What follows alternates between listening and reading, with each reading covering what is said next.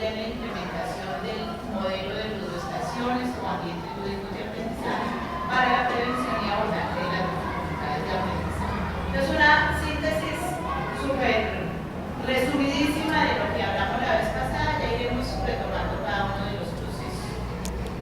Luego les contaremos un poco sobre el formato de caracterización, que es el primer producto que todos vamos a tener. Yo les había dicho en la sesión anterior que íbamos a tener ese formato ya para el trabajo en línea desde el viernes pasado. En el IDEP estamos en migración de servidor, yo de esos temas no entiendo mucho, yo solo sabía que ayer estaba con medio colgada de techo porque el formato no estaba, pero ya está. Anoche sí, ya entramos, ya está para que ustedes lo diligencien, entonces vamos a mirar de qué se trata, les haremos la explicación y les daremos desde hoy ya el cronograma de todas las fechas de aquí en adelante para que ustedes puedan programarse. Entonces ese va a ser nuestro trabajo de la mañana. Como les dije, vamos a ser muy puntuales, hoy dimos 15 minutitos para mientras llegamos y obviamente como estamos a veces en sitios que no todos conocemos, mientras nos contextualizamos, esperamos que desde la otra semana ya tengamos un sitio definitivo y eso hace que todos ya conociendo pues lleguemos más al tiempo. No, ahorita les cuento cuando llegue ese momento.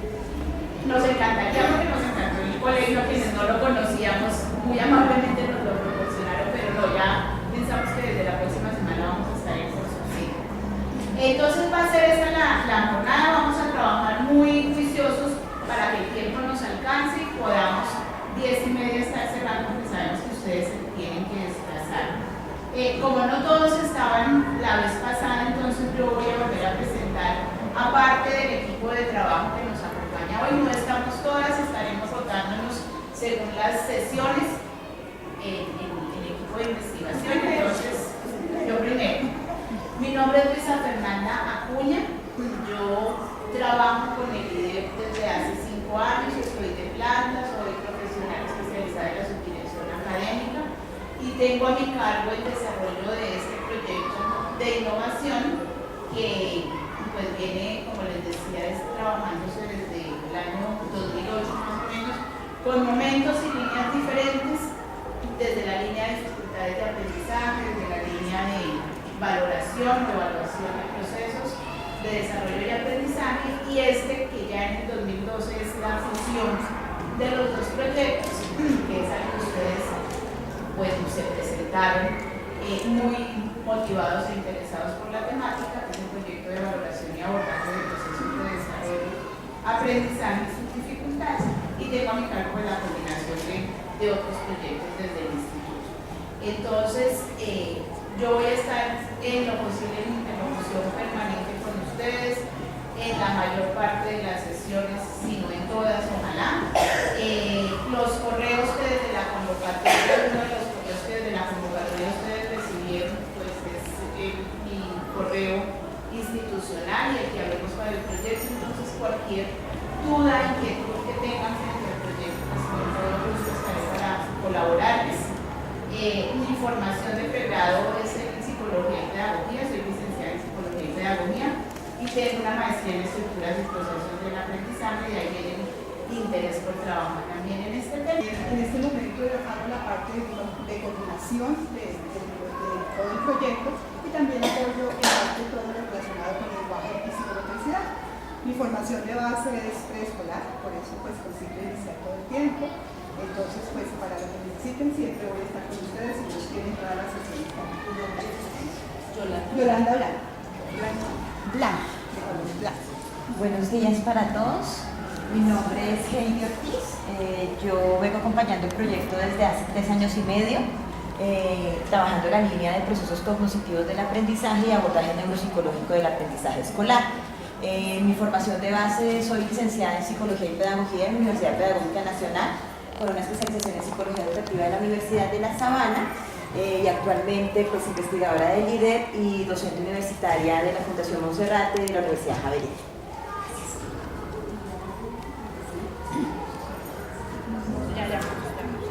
Buenos días.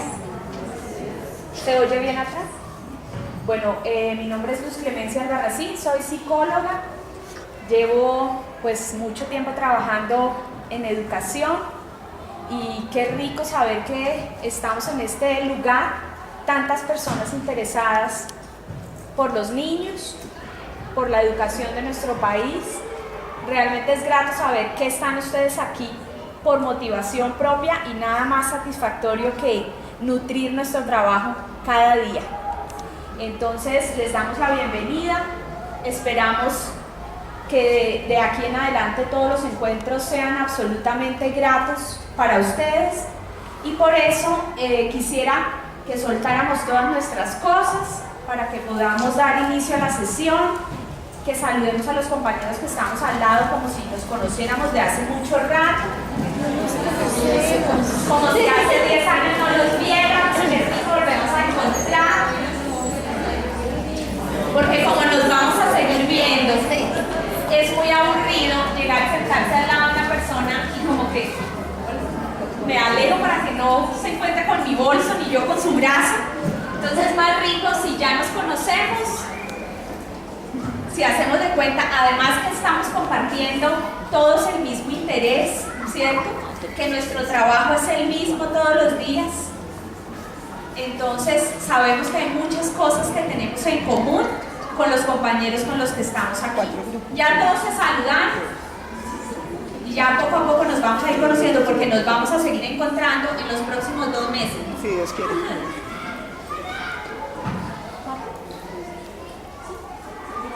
Bueno, les cuento para empezar, les decía que soltaran todas sus cosas porque realmente la primera parte del trabajo es el taller de sensibilización y necesitamos como que estén libres, yo creo que ya están abrigaditos, si se quieren también, o todavía no, pero se van a abrigar. Vamos a hacer una actividad por grupos y para empezar quisiera que me ayudaran 4 voluntarios tranquilos que no van a tener ni que bailar ni nada aquí al frente, sino 4 personas que nos ayuden para darles una instrucción de las actividades que vamos a hacer alrededor del salón. ¿Quiénes me quieren ayudar? Entre más rápido puedas mejorar. Tiene que ser mucho más rápido. Como siempre se le da la instrucción y no entiende, pero es por estar hablando con los compañeros, por favor. ¿No entiende nada?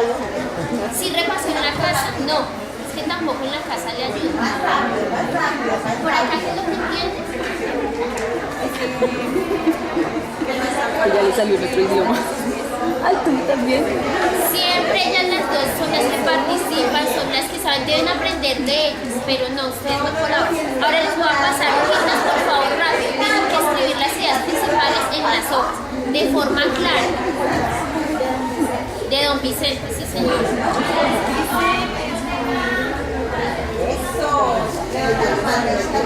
Entonces, y le voy a entregar unas tijeras, coja rápido. A ver, Dianita, a ver, eso. Usted, rápido, a ver. Bueno, a ver, y le voy a entregar unas hojas. Ahí van a recortar todas las piedritas que encuentran ahí en esa hoja. A ver. Mira, mamá, las piedritas que encuentras ahí en el camino. Mira, a ver. Y no la crees, sino que tú has intentado, no sé, que lo vas a hacer. A ver, no te las imaginas, mira ahí, hazle a ver, rápido, jovencito, rápido, a ver, Vivian. ¿Qué haces?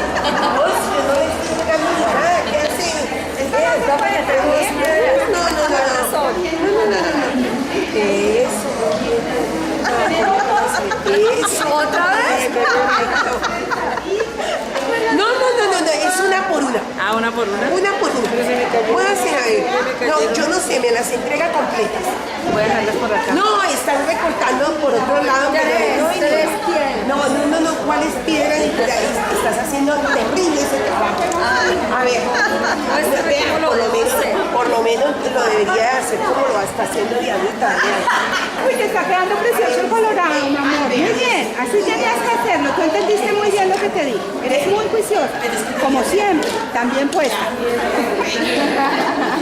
Ay, tú sí no te apuras, ¿no? Qué cosa tan terrible. Apúrate porque ya te está acabando el tiempo y mira, te falta la mitad del coloreado. No, pero es que es rápido.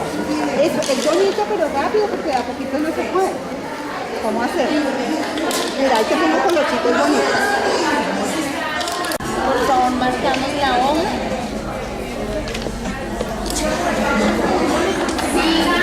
Y escribimos lo que escuchamos.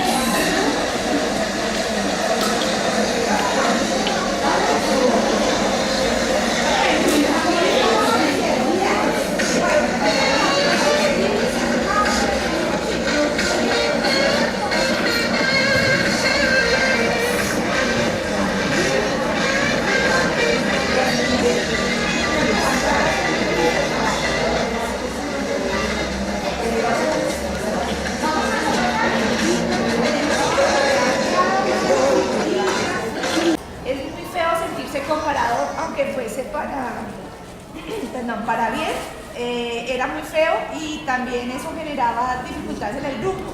Pero yo siempre pensé que cuando a un niño se le decían cosas bonitas, el niño se sentía bien, se sentía halagado. Pero hoy yo me sentía terrible, yo no quería que me dijeran nada más porque era una sensación de incomodidad. ¿Quién más nos quiere contar su experiencia por aquí? El niño. Personalmente, pues en varios de los ejercicios no fui consentida. En el más difícil me tocó una profesora muy consentidora y me daba pesar por los otros. Pues yo decía, síganme consintiendo y diciéndome por dónde es, porque muchas veces esa palabra de apoyo que da el docente o que da la persona que está acompañando ayuda como a nivelar un poquitín la frustración. Pero sí, ahí sí fue vital el profe. Gracias, profe. O sea, era difícil, pero la ayuda de la profe te sirvió. ¿Y el niño? ¿Cómo le fue al niño? El niño también. No, pues a nivel personal fue el primer trabajo que hice utilizando las gafas. Muy gratificante el uso de una buena palabra para con uno. Yo sé que es muy útil en el momento justo de decir algo muy amable y se va a sentir muy bien la otra persona. Jamás lo había sentido conmigo pues en un trabajo común y corriente. Fue muy valioso, no sé, noté cierta diferencia con el resto de compañeros que estaban al lado mío. Gracias. Sigue. Bueno, a mí me encantó cuando hice la primera actividad. Me produjo frustración el ver que mi color no tenía punta y que se me dificultaba porque me presionaban, apúrele para que salga el recreo. Pero la profesora fue espectacular de que me consiguió el taja lápiz. Digo, ¿cuál color quieres, mamita? Mira esto, no sé qué. Me motivó tanto que coloreé rapidísimo y sin salir de, o sea, clave es que cuando a un niño se le rompa la punta, uno de pronto, ¡ay! Tanto problema que buscó, coja otro color. No, que le resuelvan a uno la dificultad y que le complazcan a uno con el color que uno quiere.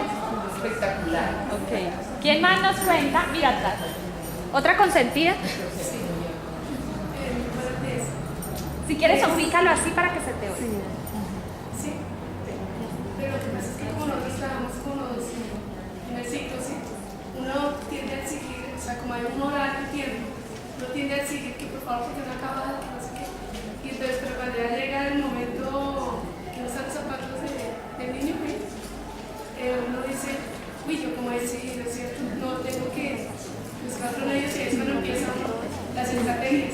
Y lo que la profesora me dice a mí, mi amor, mi cielo, así lo estás haciendo muy bien, uno siente que uno se siente importante, ¿cierto? Entonces, hay veces, cuando faltan estas palabras, pues, es cuando los niños se quieren ir como lo que se nota propio, como frustrados.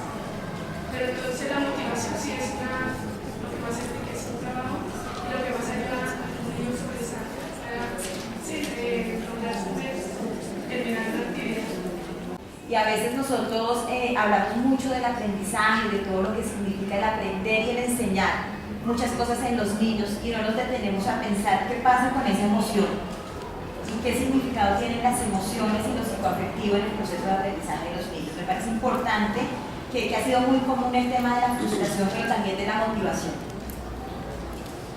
Me llamó mucho la atención, todos llegaban a la música con ese interés, esas ganas de escribir y a ver qué escucho, y cuando no escuchaban nada como que, bueno, ¿qué pasó? Lo asocio con que así deben llegar a veces los niños a la clase, ellos felices a ver y uno les habla y a veces no le entienden lo que uno desea y uno no logra comunicarles lo que ellos quieren escuchar y lo que uno quiere transmitir. Entonces sentía al mismo tiempo porque preciso el consentido o la consentida tenía la situación de que era que casi siempre hacía peor que todos los demás. Y yo me encontré, por ejemplo, contigo y estaba haciendo bien la actividad y tener que regañarla. Tener que regañarla porque ya estaba haciendo bien la actividad, pero yo tenía que asumir el papel que me habían dado de que a todos los presionaba, de que a todos les decía que estaba mal y solamente a uno protegía. Entonces era como resaltar esa situación que con uno solo a veces uno por lo menos realmente en el salón uno protege a varios. Entonces yo también sentía un poco de frustración ante esa situación. No podía ser. No. Y más nos cuenta, ya vamos cerrando la discusión. No solo al niño que protegen o al niño que en todo momento están gritando, sino también a aquel niño que ni siquiera se ve. Exacto, que ni siquiera le dicen está bien o está mal, sino que sencillamente no existe. Entonces también, ¿qué puede estar sintiendo ese niño? Ni siquiera empezar alimentando en algún momento. Exacto. Y también me pasó con ella que yo le dije, yo no podía, todos estaban ahí encima de los colores y yo no podía coger un color. Y sencillamente como si me podía permitir un color, búsquenos como pueda. Le dije, está pequeño coger un color, claro, porque era...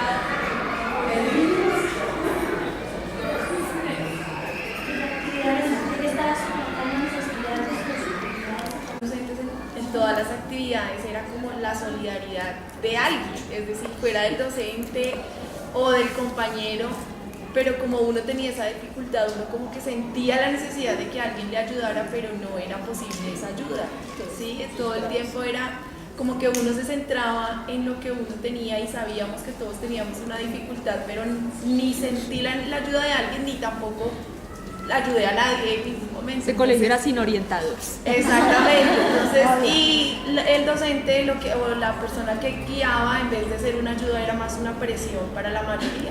¿Qué tal que no? Entonces, a veces como que ese factor solidario hace falta y es un motor muy, muy bueno en el aprendizaje, el tener la ayuda y la colaboración de otros es importante. Entonces, fue ausente. Gracias. De verdad que estoy como Amparo Grisales, que se me eriza la piel oyéndolos hablar. Y de alguna manera he tenido la oportunidad de trabajar con maestros de otros ciclos, y ciclo 1 definitivamente es ciclo 1, eso es claro. Pero es que claro, tenemos un compromiso enorme. Yo reflexionaba mientras les voy a hablar frente a que ustedes tuvieron hoy una situación de la que expresan una cantidad de sentimientos muy complicados que lo marcan a uno, y nosotros como adultos estamos en la capacidad de decirlo, ¿cierto? Entonces todo lo compartimos, entonces nos reímos y nos parece curioso, pero ¿qué pasa con los chiquitos que todo el tiempo se les dice lo mismo? Y durante el día les repetimos, y al otro día también, y pasan los meses y pasan los años, y estamos siempre marcando a esos pequeños, que no tienen ninguna dificultad grave porque todo se puede solucionar. Ellos con una palabra de aliento lo hacen, y si uno conoce a sus estudiantes, sabe cuáles son sus posibilidades, tiene que poderlo evaluar de acuerdo a lo que tiene.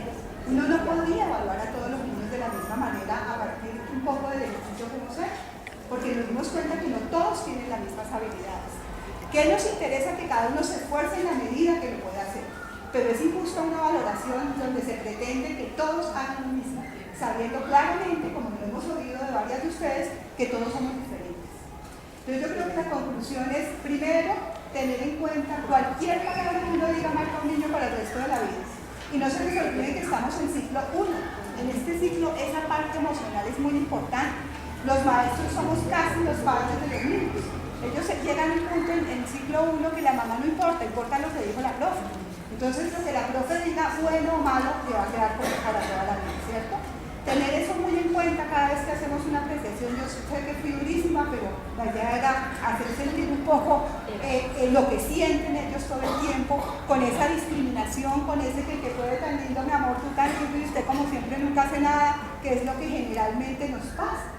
Entonces tenemos que ser muy conscientes de lo que decimos en el aula, los profes, porque es que es demasiado lo que marca la vida de un niño. Y no olvidar que son diferentes. Creo que lo que nos queda para recoger es eso. Porque lo que nos ha dado la experiencia durante estos 4 años en el proyecto de innovación es entender un poco cómo si cambiamos la concepción que tenemos de las dificultades del aprendizaje y la concepción que tenemos del aprendizaje y la función tan importante que tenemos los maestros de ciclo inicial, vamos a entender un poco cómo aprenden nuestros niños. Entonces, por eso el ejercicio tan valioso. Les agradecemos a todos por las reflexiones que han realizado. Como decía Yolanda, para nosotros es muy alentador y muy motivante escuchar esa perspectiva diferente que ustedes tienen, porque es algo que nosotros le hemos apostado como proyecto. ¿Qué queremos ahora? Queremos hacer una introducción general, muy corta pero general, en el marco de lo que significa para nosotros el proyecto, que ustedes ahora son participantes. Pero es que no sé si sea, me parece importante tener claro bien cuál es la diferencia entre el proyecto de innovación y el proyecto de investigación, porque se habla, digamos que nosotros lo que pensábamos era que de pronto la parte de innovación es ya como la aplicación después de después de la investigación y eso, pero pues quisiéramos ir partiendo de ahí, tenemos que aclarar eso. Ok, perfecto. Bueno, esa discusión entre lo que es innovación y lo que es investigación creo que no está cerrada en la comunidad académica, entonces lo que yo les voy a decir ahorita no lo tomen como la verdad absoluta y revelada, sino más bien como lo hemos manejado en el IDEP hasta este momento, en donde hemos tenido la diferenciación entre la investigación y la innovación. Nosotros hemos venido manejando la perspectiva de innovación como propuestas alternativas novedosas, pero ese novedoso dentro de un contexto específico para dar respuesta a necesidades, intereses o problemáticas en los procesos de enseñanza y aprendizaje dentro de una institución o dentro de un contexto particular. Entonces, cuando hablamos de innovación, hemos recogido todos esos proyectos de aula, propuestas pedagógicas, proyectos institucionales, en donde los grupos de maestros empiezan a poner en acción otras formas, como les digo, alternativas y novedosas para dar respuesta a ciertas problemáticas, pero dentro de un contexto.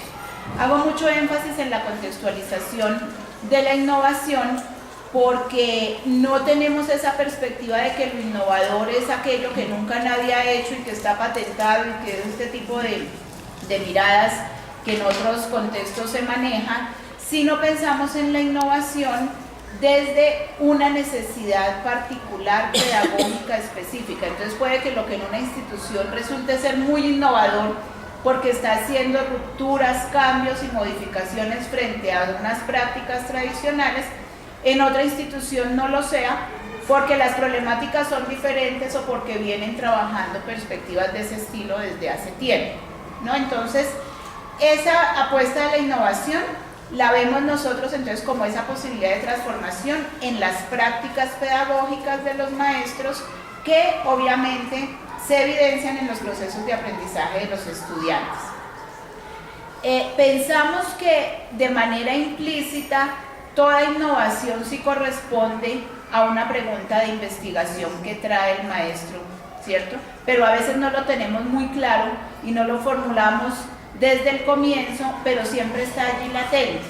Entonces, con la investigación, lo que nosotros queremos siempre, y particularmente con la sistematización como modalidad o metodología de investigación, es poner en evidencia esa pregunta, esa hipótesis o ese planteamiento que subyace a la puesta en marcha de la innovación, pero que no siempre la hacemos tan específica, y a lo largo de la sistematización, que es una de las posibilidades de investigación pedagógica y la que queremos más compartir y trabajar con ustedes, estar haciendo desde el comienzo todo ese ejercicio investigativo, es decir, volver consciente y explícitas esas hipótesis, esas apuestas y esas preguntas que están allí detrás, y empezar a trabajar muy sistemática y muy rigurosamente con todos los registros y todos los procesos, porque entonces nos ha ocurrido también que hacemos o acompañamos proyectos de innovación, pero dejamos, digamos, el rigor investigativo a veces de lado,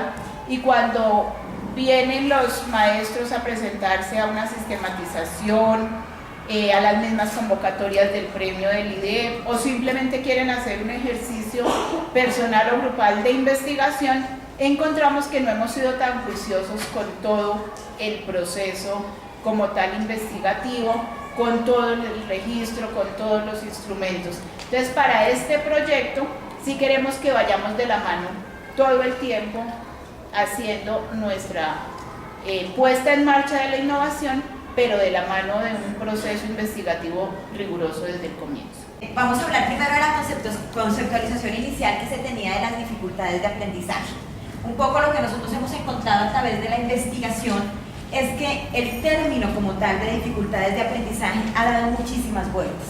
Y casi que los teóricos, las personas que investigan, los docentes, las personas que trabajan en clínica en el tema psicoeducativo y salud, no nos hemos podido poner de acuerdo. Cuando uno hace una revisión, un estudio del arte acerca de las dificultades de aprendizaje, encontramos que no hay mucha claridad en la diferenciación de los términos. Nosotros desde la investigación y puntualmente desde el trabajo que se realizó en el 2008, a la cabeza de Luisa y con la Universidad Nacional, se hizo una investigación un poco de saber y entender qué comprenden los maestros por dificultades en el aprendizaje. Y a medida de esto que han pasado durante estos 4 años, nos hemos dado cuenta que el concepto ha cambiado. La misma justificación, la misma bibliografía, toda la fundamentación conceptual que uno encuentra del tema ha tenido una transformación supremamente importante. Entonces vamos a hablar primero de qué significaba antes la conceptualización de la dificultad del aprendizaje, qué significa ahora, qué planteamos nosotros como dificultad y qué tipo de población vamos a beneficiar dentro de nuestro proyecto. Entonces resulta que más o menos en 1988, hace mucho tiempo, un comité que trabajaba todas las inhabilidades académicas determinó que las dificultades de aprendizaje a nivel general eran todas estas dificultades que tenían los niños, ¿sí? Y se manifestaban en un grupo grande de trastornos y dificultades específicas en los estudiantes, en la adquisición y el uso de la escucha, en el habla, en la lectura, en la escritura y en el razonamiento o las habilidades matemáticas. Fíjense que esa conceptualización de dificultad de aprendizaje, que arranca más o menos en 1988, era muy rigurosa, muy rígida. Y cuando se hablaba de la dificultad, se hablaba del trastorno. Ahora vemos que es evolucionado y tenemos más claridad acerca de qué es un trastorno y qué es una dificultad en el aprendizaje. Entonces, aquí, básicamente lo que nos proponían eran las dificultades que tenían los niños en sí mismos, es decir, las dificultades intrínsecas que tenían para tener una dificultad de aprendizaje.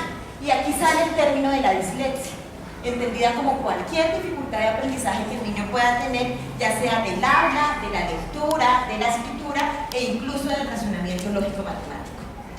Era una concepción muy estrecha desde lo clínico, ¿sí?, que nos permitió dar cuenta que estaba pasando algo en los niños. Digamos que esa fue la ganancia, entender que los niños no estaban aprendiendo, pero supremamente estrecha en el contexto, porque estaba limitada al desempeño cognitivo de los niños en sí, es decir, el de ellos era la culpa, por decirlo de otra manera.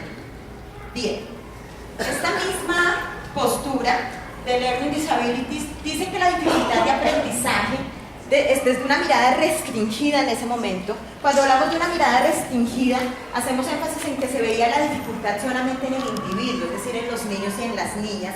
Tenía una perspectiva muy médica y psicológica. Digamos que aquí la apuesta importante en términos de intervención, del diagnóstico, de la valoración, la dio la neuropsicología y las ciencias clínicas. Entonces, fíjense que las primeras personas que empiezan a estudiar del tema y a entender las dificultades del aprendizaje lo hacen desde un aporte clínico, que Vygotsky llamaba hace muchos años lo fenomenológico, es decir, hay algo que no está funcionando en este sujeto y por eso no aprende.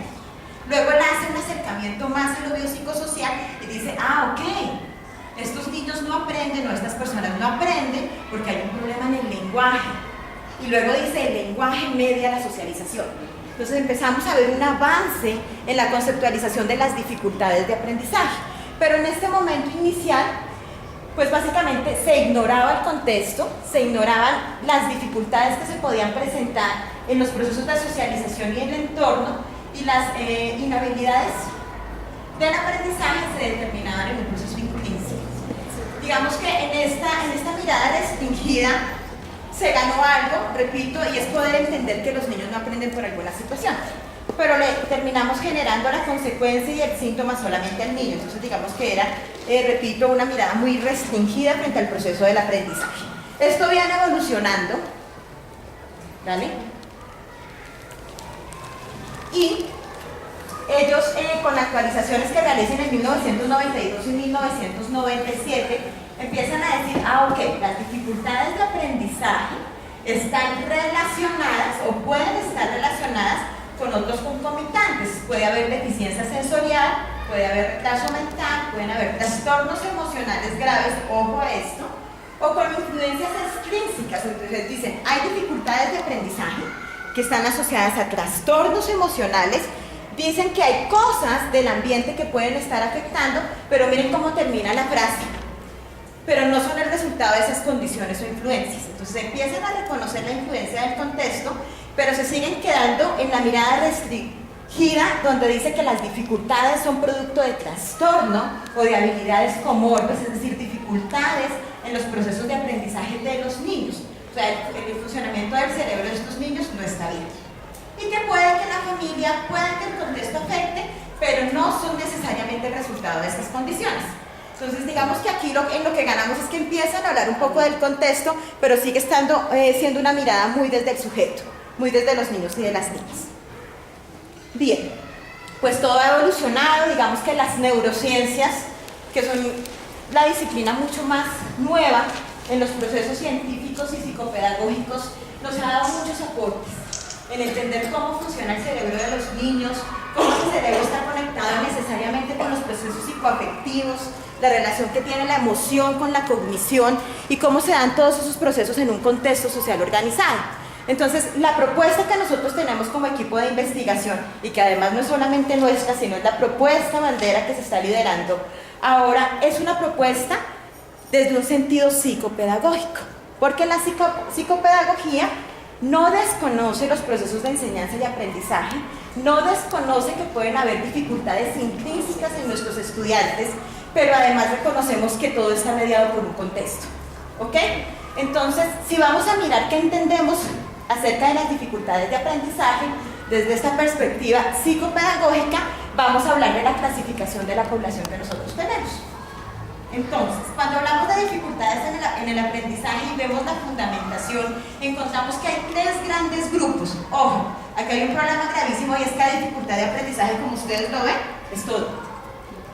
¿Sí? Entonces dicen los teóricos que hay una línea difusa, no fácil de digerir, donde uno no sabe si hay una necesidad educativa especial, hay un trastorno específico en el aprendizaje o hay una dificultad en el aprendizaje escolar.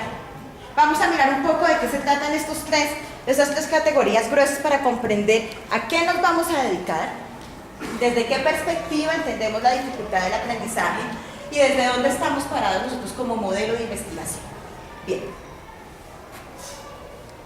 El primer grupo es el de necesidades educativas especiales.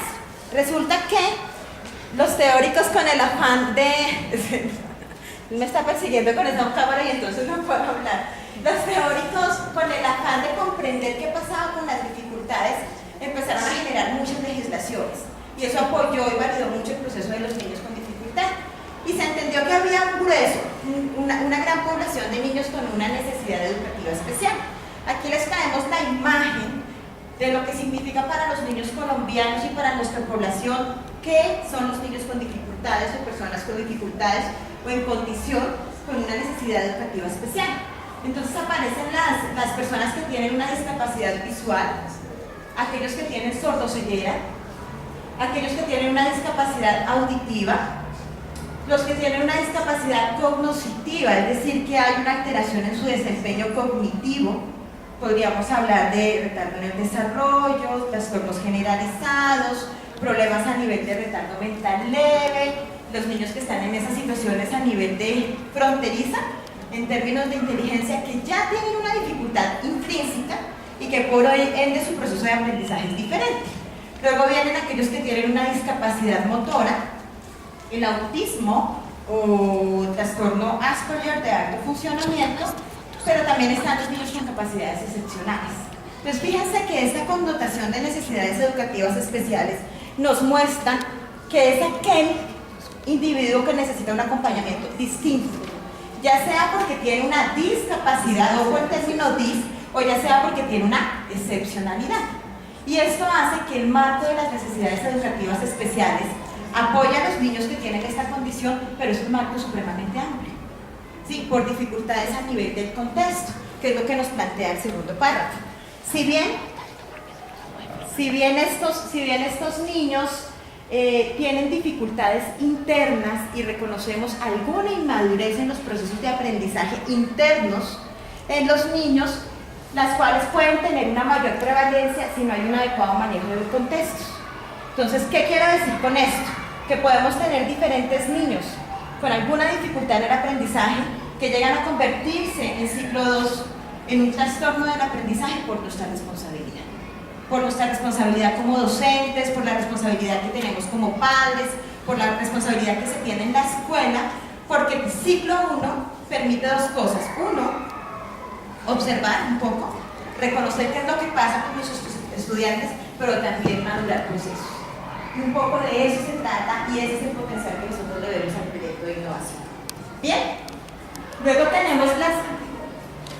Si vas muy rápido, entonces te manejas espectacularmente, pero vas muy acelerada y yo no te voy a copiar, como me falta un pedacito. Pero no nos puede pasar. Yo no caí en cuenta, lo había dicho la sesión pasada, pero sé que hay varios que no estuvieron el martes.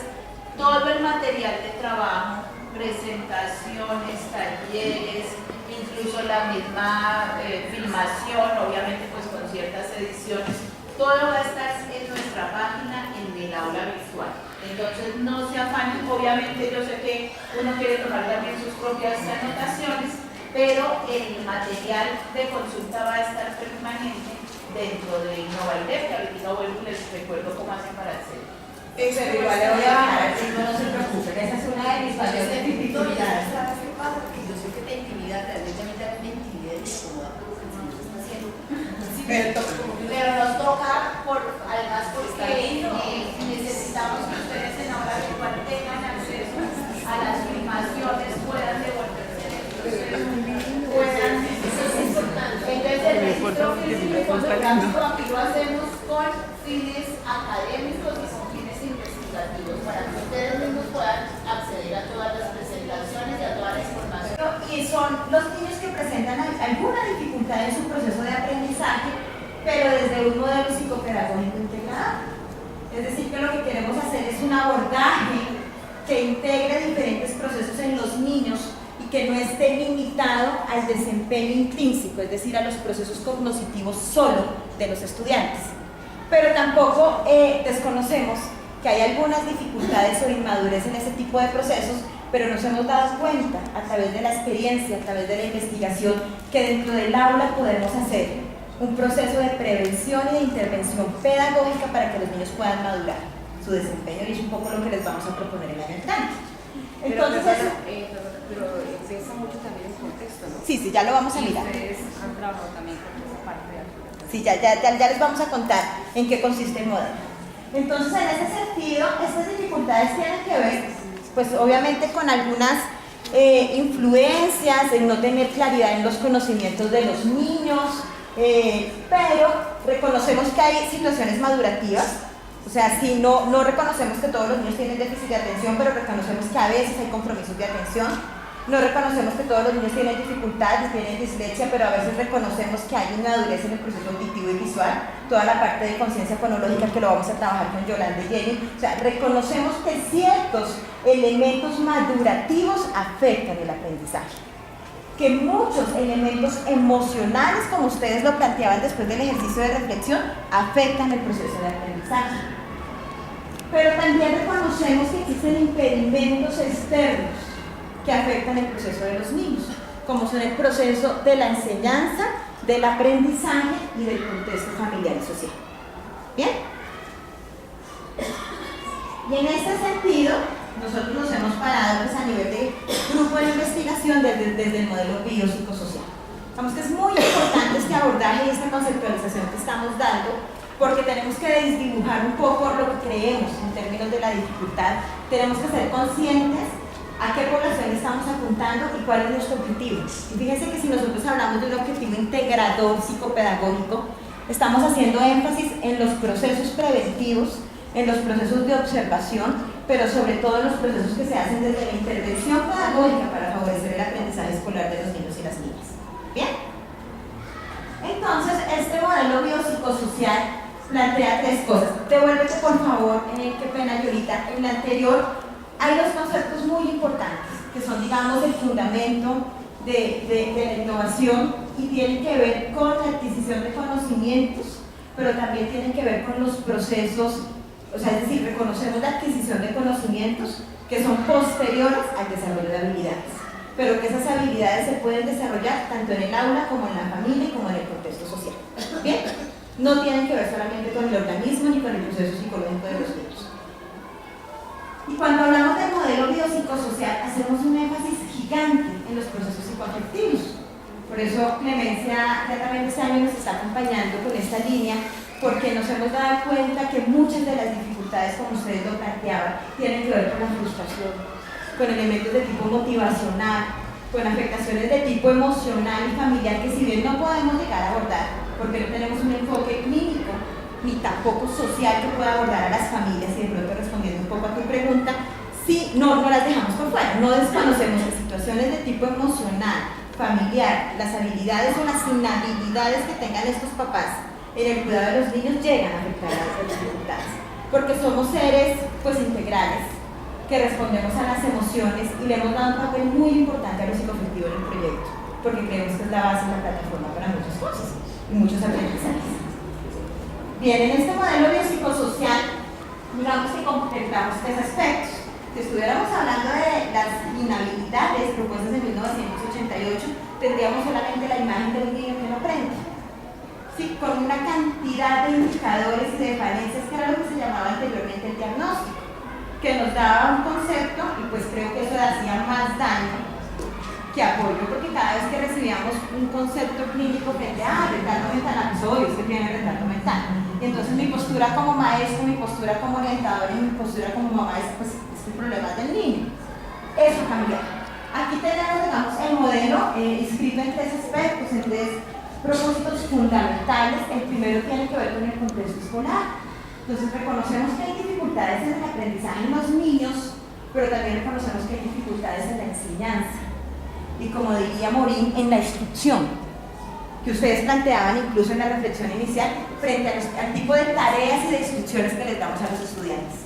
Y ahí sí que hemos encontrado bastantes dificultades. Hemos encontrado que hay cosas que no se resuelven bien en el contexto escolar. Esos ruidos, como diría Yolanda, esos radios mal sintonizados, hacen que los niños no aprendan. Bien, y cuando hablamos del contexto escolar, hablamos de las habilidades cognitivas o cognitivas que se deben desarrollar y pues que a veces no desarrollamos tanto. Hablamos de las estrategias de aprendizaje y de dos conceptos fundamentales que ustedes manejan mucho mejor que nosotros, que son la didáctica y lo metodológico. Por eso dentro de nuestra propuesta de abordaje, lo que nosotros queremos hacer, y es pues digamos lo que tenemos pensado para el siguiente año, es proponerles unas secuencias didácticas que están articuladas al proyecto de aula que tú lo mencionabas para poder facilitar este proceso. Ojo, desde el modelo de abordaje no nos quedamos con la intervención de los niños. Valoramos el proceso y el desarrollo de los niños, pero queremos llegar a cambiar y transformar las estructuras y los procesos metodológicos y didácticos que ustedes tienen para que ese aprendizaje favorezca a los niños y a las niñas de la ciudad. Bien, y para eso tenemos un sinnúmero de material que ya hemos venido trabajando, unas cartillas digitales, una cantidad de cosas que van a ir conociendo, ya creo que el año entrante, ¿no?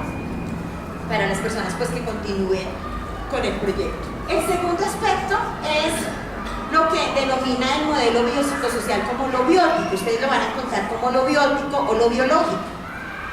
Y es que efectivamente los niños tienen procesos en el aprendizaje que están relacionados con su desempeño cerebral. Eso no tiene pues ninguna duda.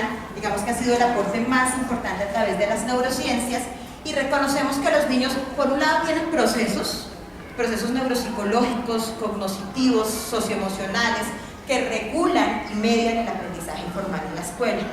Reconocemos que hay un estado del desarrollo Y en ese sentido, el instrumento que nosotros les vamos a presentar como prueba de valoración, lo que permite es reconocer el estado del desarrollo de los niños teniendo en cuenta su edad y su grado de escolaridad. No les vamos a presentar pruebas, ni baterías psicométricas, ni baremos estandarizados, sino son unos instrumentos realizados por todas las participantes del proyecto que ya lleva 3 años y medio, donde lo que hemos querido es revisar, valorar, observar, como tú lo decías, el proceso del desarrollo y el estado del desarrollo donde están los niños. Porque si uno conoce a los estudiantes, sabe qué puede hacer y qué no puede hacer. Pero si entramos desconociendo los procesos básicos, desconociendo cómo es el funcionamiento cognitivo y emocional de los niños, digamos que estaríamos sin herramientas y sin elementos. También tenemos que tener en cuenta los estilos del aprendizaje que ustedes mencionaban y los ritmos del aprendizaje. Fíjense que la concepción aquí nos cambia, y nos cambia entre una dificultad intrínseca y un trastorno que puede llegar a ser una inmadurez en el estado del desarrollo, una inmadurez en procesos cognitivos de base, pero que también puede estar mediada por diferentes estilos y ritmos de aprendizaje que tienen los niños y que a veces nosotros desconocemos o no validamos. Bien, y por último, los conocimientos. Sabemos que la escuela es portadora de conocimientos y que nosotros, como tú lo planteabas, tenemos pues, digamos que restricciones a nivel curriculares, pero creemos que la base cognitiva y emocional está primero que las habilidades académicas. Pero sí queremos que los niños aprendan. Por eso hacemos una valoración de estado de desarrollo, pero hacemos un abordaje desde el proyecto de aula, para que ustedes sientan que integramos los 3 aspectos. Y por último, el modelo biopsicosocial reconoce el contexto familiar. Entonces aquí hay un manejo, y es que obviamente reconocemos, no desconocemos, que la dinámica familiar, las relaciones establecidas, los vínculos fraternos que se dan en la familia, estos niveles de comunicación, las habilidades o las no habilidades que tienen los padres y los cuidadores afectan el proceso. Hemos trabajado muy poco con padres de familia, han sido experiencias muy pequeñas y ya muy desde el contexto donde los maestros deciden trabajar con los padres. No hacemos un trabajo puntual con padres de familia, pero sabemos que muchas de las dificultades, incluso atencionales, que tienen los niños son productos de fluctuaciones en el estado de ánimo y de situaciones emocionales. Entonces no podemos abarcar todo, no podemos trabajar absolutamente todo, pero sí reconocemos el contexto familiar y social y su relación con el aprendizaje. Un minuto. Ahí hay un elemento que yo quiero rescatar, teniendo en cuenta esos elementos que describen el modelo biopsicosocial. Efectivamente, la familia es un factor determinante, ¿cierto? La familia marca el derrotero, pero nosotros no podemos manejar todas las variables que allí se desarrollan. Nosotros, es un contexto supremamente complejo que nosotros tenemos que ingresar, no es que iniciar, esto es absolutamente fundamental. ¿Nosotros qué podemos hacer como maestros? Lo que podemos hacer es identificar cuáles son esos estados en los que los niños se encuentran y cuáles son esas condiciones reales en las que los niños están. Eso es lo que nosotros podemos hacer. Llegar a afectar directamente a la familia, complicado, y más en los contextos en los que nos desenvolvemos hoy. Y si hoy en día pensamos, no existe un solo colegio, una sola institución educativa donde no tengamos un niño, por ejemplo, que viene de una condición de desplazamiento, por ejemplo. ¿Cierto? Niños que por el simple hecho de tener 8 años ya llegan a un curso determinado, pero jamás en la vida han tenido una experiencia escolar. Pero por el hecho de tener 8 años llegan a un grado determinado. Esas son situaciones y condiciones en las cuales nosotros hoy en día tenemos unas características y así lo tenemos que asumir. ¿Qué es lo que pasa en todos los grados escolares?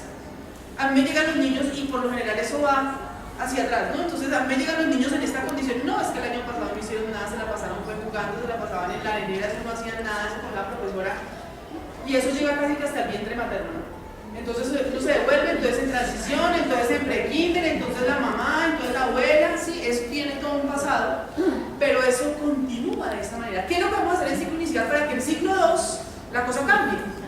¿Cierto? Y determinando esas características específicas del contexto, de qué manera nosotros vamos a lograr que ese estado de desarrollo se potencie. ¿Qué es lo que vamos a hacer nosotros para poder identificar cuáles son las características de este niño? ¿Por qué quiero hacer este padre específico ahí? Porque nosotros, ustedes se dieron cuenta que tuvimos experiencias diversas aquí, ¿cierto? unas absolutamente sensoriales, otras donde toda la parte física y motora era determinante. Sí, me hubiera puesto a mí a hacer la que estaba ahí atrás, de pronto me hubiera caído con pelota y todo, no lo hubiera logrado hacer. Ver de qué manera yo puedo establecer diferentes formas de representación en esos modos de hacer que yo tengo en el aula. Lo digo particularmente desde la mía, que es específicamente en matemáticas, desarrollo del pensamiento matemático. Nosotros asumimos que hay unas formas. Dios mío, sí, buenos días. Mi nombre es Cristian Angélica Sea, ya nos habíamos presentado con algunos. Yo vengo trabajando en el proyecto de investigación desde que comenzó mi formación. Yo soy maestra de matemáticas y trabajo todo lo que tiene que ver con la didáctica, el desarrollo del pensamiento científico y matemático a nivel infantil, y este es mi aporte en el equipo interdisciplinario. Entonces les decía que ya nos vamos a encontrar en otros espacios un poco más específicos, pero les decía que muy particularmente desde mi área, porque nosotros asumimos y enseñamos como aprendimos. Entonces a mí me enseñaron a sumar de arriba para abajo, de derecha a izquierda, y entonces abreviadamente, y así lo hacemos, y hay una forma simbólica de representar una forma de conocimiento. Si yo no desarrollo las habilidades cognitivas de base para abordar uno u otro tema, yo puedo avanzar en temas lo que yo quiero, pero si el niño no ha madurado desde esas habilidades básicas, no va a poder enfrentar ni ese tema, digamos, de la adición, qué sé yo, o el manejo de la recta numérica, o lo más adelante lo que tenga que hacer, si no desarrollamos esas habilidades de base. Nosotros nos apresuramos mucho, además, porque tenemos una angustia grandísima de tantos temas y tantas cosas que tenemos que trabajar, y tanto formato que tenemos que llenar, y tantas cosas que tenemos que hacer. Entonces uno como que agiliza, y entonces si el niño saca logaritmos en transición, ojalá, ¿cierto? Eso es más interesante y es mejor el profesor además. Tenemos un afán muy grande por eso, pero descuidamos el desarrollo de esas habilidades de base. Y ahí es donde nosotros nos vamos a focalizar. Por eso el instrumento que nosotros trabajamos para identificar el estado en el que los niños se encuentran es lo que nos va a permitir potencializar y avanzar.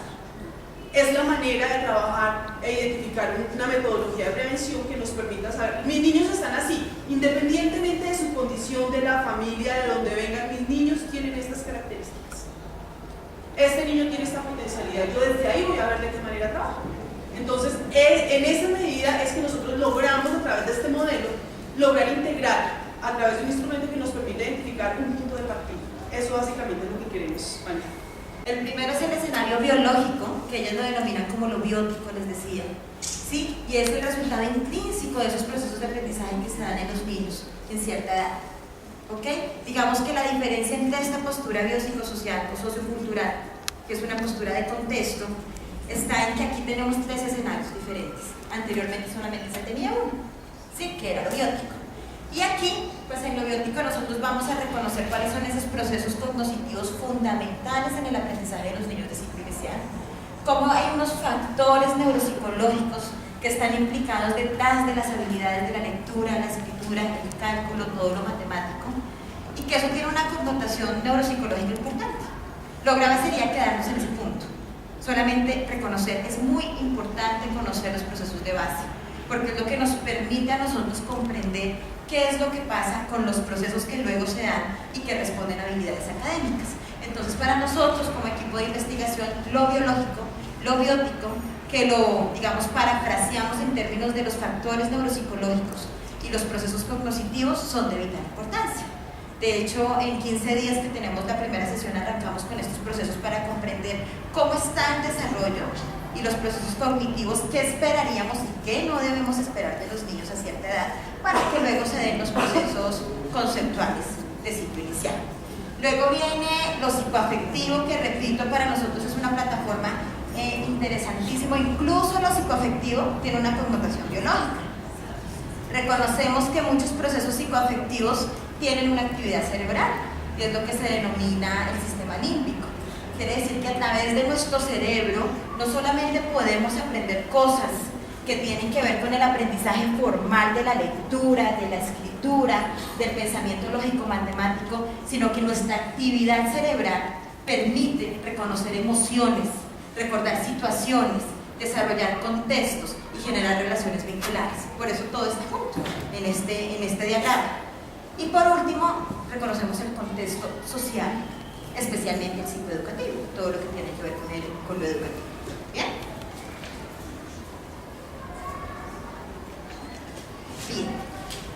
Y digamos que desde este postulado y desde este modelo biopsicosocial, ¿cómo reconocemos el aprendizaje? Como lo plantea Iris Risueño y Alicia Mota, digamos que han sido las abanderadas en manejar este proceso, ellas dicen que el aprendizaje es un proceso integral, que acontece durante toda la vida, o sea, no empieza en transición ni en kinder, no empieza en segundo de primaria cuando los niños dejaron de jugar en ciclo 1, como a veces pues se pretende, sino inicia durante toda la vida. Por eso la relación que existe entre los padres y los cuidadores es importante. Cuando decimos que acontece durante toda la vida, estamos reconociendo nuevamente lo biótico, es decir, lo biológico. Es decir, puede existir inmadurez, pueden existir compromisos atencionales, pueden existir fallas perceptuales, pero también está la posibilidad de madurar esos procesos. Bien, entonces acontece desde el inicio de la vida y requiere para el que aprende del cuerpo. Reconocemos lo corporal, por eso la estación de atrás. Yo quería decir una cosa con respecto a la estación que me tocó liderar, y es que yo soy pésima para la motricidad, además porque tengo inquietud motriz, como ustedes se pueden dar cuenta. Y cuántas veces uno le pide, yo le decía, Clemencia, déjame otra estación, Clemencia, déjame otra estación. ¿Por qué? Porque a veces le pedimos a los niños cosas que ni siquiera nosotros podemos hacer. Yo esperaba que eso hubiera salido en la reflexión, oiga, pero ella no podía con el balón. Y así nos pasa. Muchas veces reconocemos y pedimos en los niños una cantidad de habilidades que desconocemos para nosotros. Por eso es tan importante el uso del instrumento y la comprensión que nosotros vamos a hacer del instrumento de valoración. Porque digamos que hay un principio fundamental, es que yo no puedo proponer cosas que para mí no son fáciles. Sí, eso era lo que nos planteaba Vygotsky con la zona del desarrollo próximo. ¿Sí? No podemos evocar a los niños a la frustración. Tenemos que reconocer que el aprendizaje es un aprendizaje integral y que está mediado por el cuerpo. Y cuando hablamos del cuerpo, nosotros desde el proyecto le estamos dando un significado fundamental a todo lo disciplinar en psicomotricidad. ¿Sí? Todo el desarrollo que tiene que ver el proceso psicomotor, que es un proceso que regula emociones, que regula aprendizaje, pero que nos está hablando de movimientos.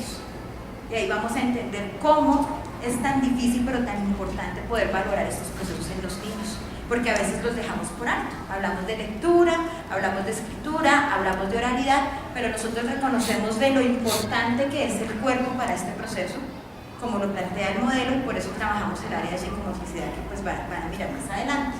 Devuélvelo, por favor. Luego del cuerpo viene el psiquismo. ¿Bien? Cuando hablamos del psiquismo, hablamos de las emociones. Entonces, para que el aprendizaje se dé desde el principio de la vida, se requiere del cuerpo, del psiquismo, de los procesos cognitivos, que son todos estos procesos que se dan a nivel cerebral, pero que no están solos, que se dan en un sistema social organizado. La mejor forma de entender que la inteligencia o la cognición está relacionada con lo social es el lenguaje, es el pensamiento, porque a través del pensamiento yo me puedo relacionar, a través del lenguaje yo me puedo comunicar. Entonces fíjense que todos estos procesos que nosotros entendemos integrales están sistematizados en ideas, en pensamientos y en lenguaje. Ese es el concepto que nosotros manejamos de aprendizaje integral.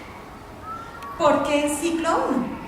Porque como lo dicen Iris y Alicia Risueño, todos los procesos son fundamentales, pero principalmente en los niños más pequeños. Entre más pequeños estén los niños, tenemos mayor posibilidad de intervenir, de madurar, de reparar e incluso de compensar todos los procesos en ellos. Entonces, si yo tengo un niño con una inmadurez atencional y pues lo tengo a los 5 años con la inmadurez, lo tengo a los 6 años con la inmadurez, lo tengo a los 7 años con la inmadurez y no hago nada, pues llega a los 8 y ya no tiene una inmadurez atencional, sino tiene un trastorno por déficit de atención e hiperactividad. Así pasa con todo. ¿Bien? Pero si yo trabajo con este niño y logro madurar por procesos de plasticidad cerebral, por todo el crecimiento que hay a nivel de neuronas y de sinapsis en los niños pequeños, ellos pueden reparar. Y es un poco la propuesta de abordaje que nosotros hacemos con los niños que a veces no están en el nivel que quisiéramos y que se llama ludestación o ambiente lúdico de aprendizaje, que es otra de las propuestas que nosotros les vamos a presentar, creo que la mitad. Porque este año pues digamos que tenemos muy poco tiempo para ver todo. Y desde este abordaje, pues el aprendizaje se media a través de diferentes procesos. Y digamos que aquí está en esta gráfica la relación entre lo biopsicosocial y el proyecto de innovación en abordaje y desarrollo de sus dificultades que les estamos planteando y pues que queremos trabajar muy juiciosos con ustedes. Y es que si estamos hablando del aprendizaje y del aprendizaje integral desde el modelo biopsicosocial, entendemos primero los procesos psicoafectivos, lo segundo, los procesos cognitivos, los factores neuropsicológicos implicados en el aprendizaje, el lenguaje y la comunicación, la psicomotricidad y el pensamiento lógico-matemático. ¿Sí? Entonces fíjense cómo nos basamos en una teoría muy gruesa que tiene pues digamos un impacto y una perspectiva integral, sociocultural, que habla de los contextos con un abordaje psicopedagógico, pero la forma de trasladar eso a lo psicoeducativo, a lo educativo, a lo pedagógico, ha sido trabajando, valorando, reconociendo, sistematizando y presentándoles a ustedes propuestas de abordaje en el aula desde estos procesos. Por eso el equipo es un equipo integral, porque queremos abordar cada uno de los procesos que estamos ideando.